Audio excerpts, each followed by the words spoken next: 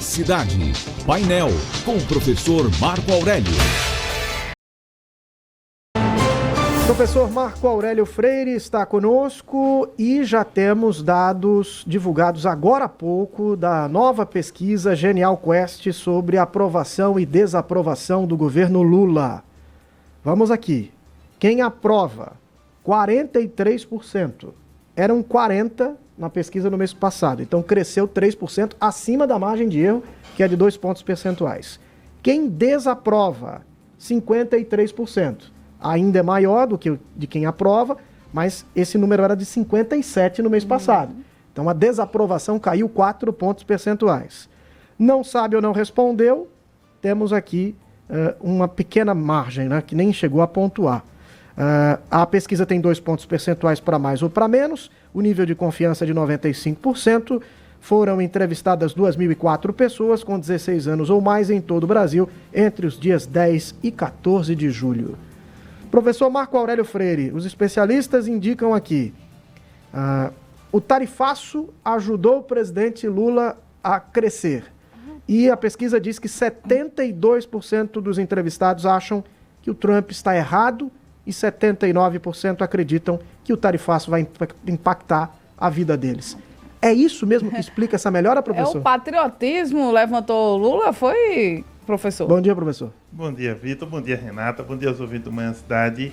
Olha, essa pesquisa, a primeira questão é o seguinte, é óbvio que ela ainda não é uma tendência, né? A tendência era vinha na queda, né? Desde o primeiro dia de governo, mas essa pesquisa, se ela for colaborada com outras pesquisas que estão vindo aí, ela pode começar a indicar uma mudança no humor do brasileiro com relação ao governo. E aí, vê só, pelos números que a gente tem, a aprovação era de 40 antes e 57 a reprovação, dá 17 pontos de diferença. Saindo de 40 de aprovação para 43, ou seja, melhorou 3 pontos, e lá em cima na reprovação saiu de 57 para 53 também, você tirou 17 pontos e transformou em 10.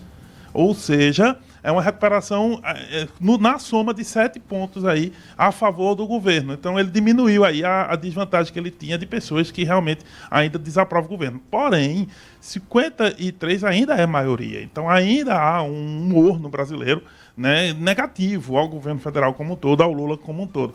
Porém, realmente, o fator que mexeu no cenário foi o fator Trump mesmo.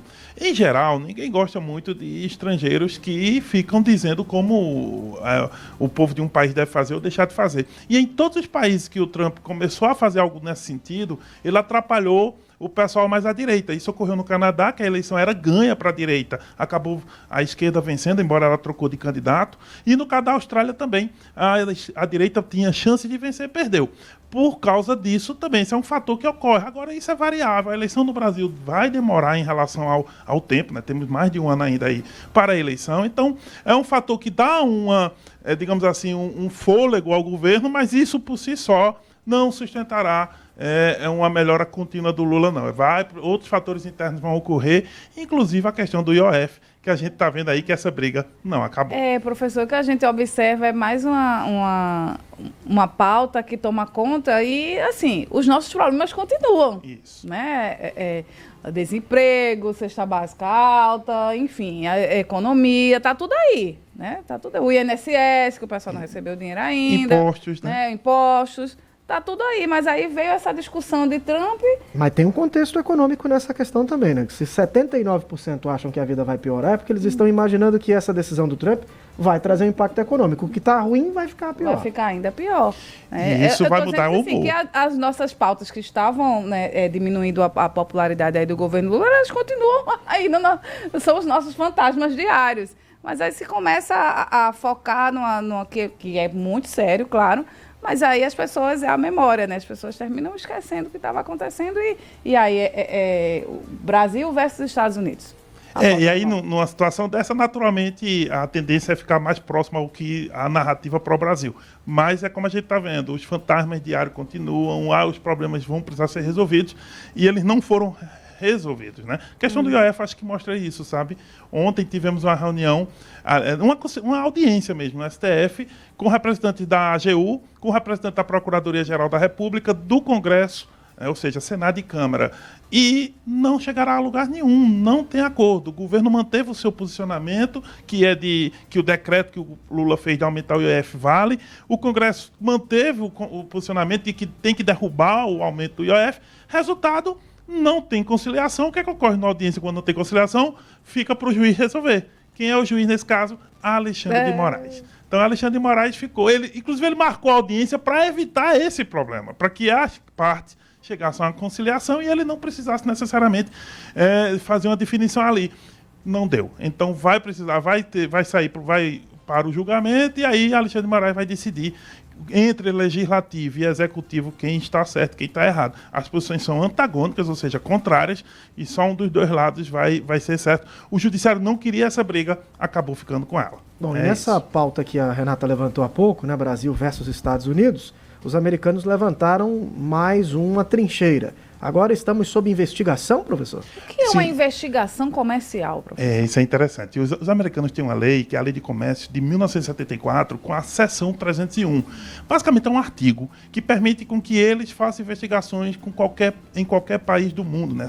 Contra qualquer país do mundo, empresa de outros países, desde que você tenha usado o dólar, né? E todo mundo usa o dólar no mundo.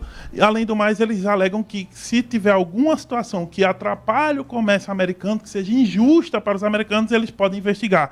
Então, um mecanismo de pressão internacional muito forte, e esse aqui, gente, vai além das tarifas. As tarifas realmente afetam a questão de um número, né, de um índice, parece um imposto, mas aqui a investigação pode gerar algumas consequências, né, como travar mesmo o comércio, promover sanções contra o Brasil. E o que estão observando? Basicamente é o seguinte, eles vão, segundo a norma americana, o comércio digital e os serviços de pagamento eletrônico do Brasil, eles estão achando que houve algum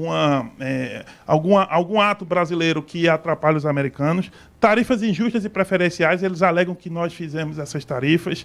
Aplicação de medidas anticorrupção também, e que o Brasil não consegue aplicar elas, eles dizem isso no combate, na questão da transparência.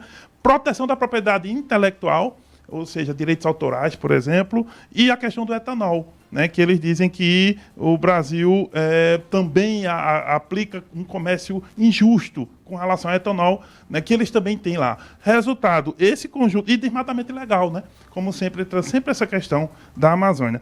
Esse conjunto de investigações aqui, ele é bem sério, pode trazer até sanções, não vai sair do dia para a noite, mas isso aqui, mesmo que as tarifas recuem, isso continua. E esse é mais um instrumento que o governo americano tem para pressionar o Brasil, é isso. Professor Marco Aurélio Freire, muito obrigado e até amanhã. Até amanhã.